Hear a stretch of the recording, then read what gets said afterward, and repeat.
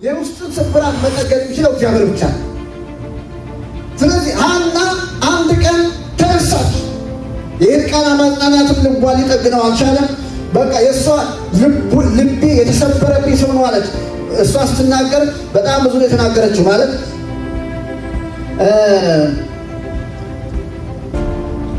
ሐናም ቁጥር 10 ላይ ሐናም በነፍሷ ተመራ አብዝታ በማልቀስ ወደ እግዚአብሔር ጸለየች። በቃ ውስጧ ከውስጥ የሆነ ማለት ይሄ ዝም ብሎ ቁጣ ምናምን ነገር ሳይሆን ለምንድን ነው እግዚአብሔር የኔን ነገር የማይመልሰው? መልስ ለምን ነው የማይሰጠኝ?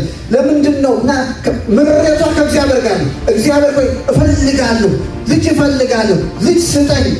በእግዚአብሔር ፊት አምርራ አለቀሰች ይላል። ብዙ በጸሎት ላይ የሚያለቅሱ ሰዎች አሉ። የእሷ ከልቧ ነው፣ ማልቀስ ብቻ አይደለም፣ ከልቧ ነው። እንደገና ደግሞ ቁጥር 12 ላይ ስታዩ 12 ነው ይሁት ያለ ማቋረጥ ይላል። አያት በተሰበረ ልብ በተዋረደ መንፈስ ያለ ማቋረጥ በእግዚአብሔር ፊት አምርራ አለቀሰች። ቁማ ከንፈሯ ነው የሚንቀሳቀሰው፣ ድምፅ አይሰማም። ኤሊ ወንበር ተቀምጦ ያያል። አሁን ዝም ብላ ስታለበልም የሰከረች መሰለች።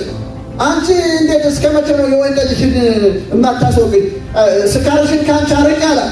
እሷ ግን ምን አለች? ኖ እኔ የወይን ጠጅ የጠጣሁ የሰከርኩ ሰው አይደለሁም። እኔ ምናምን ሴት አይደለሁም።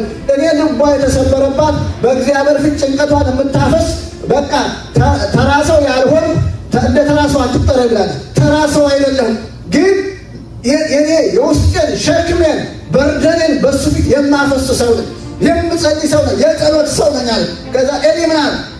ጸሎትሽን እግዚአብሔር ይስማሽ አላት።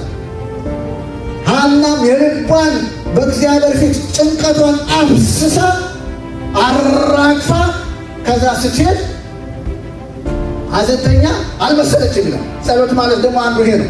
ጸልዮ በእግዚአብሔር ፊት ትቶ ደስተኛ መሆን ነው።